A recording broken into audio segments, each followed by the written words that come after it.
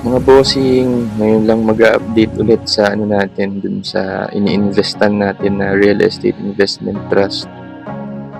So, update lang tayo.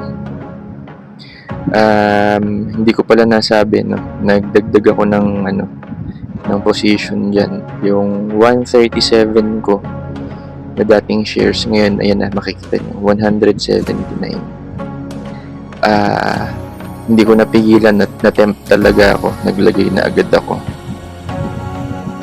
So, kasi gusto ko medyo tumaas ng konti yung yung marireceive ko this December 12 nga.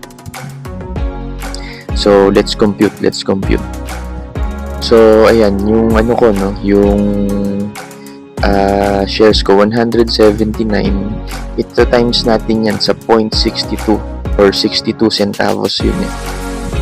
So, ang lalabas ay yan, 110 pesos. So, paglabas niyang natin, yung gross na yan, ito times natin yan, times 0.10% kasi yun eh.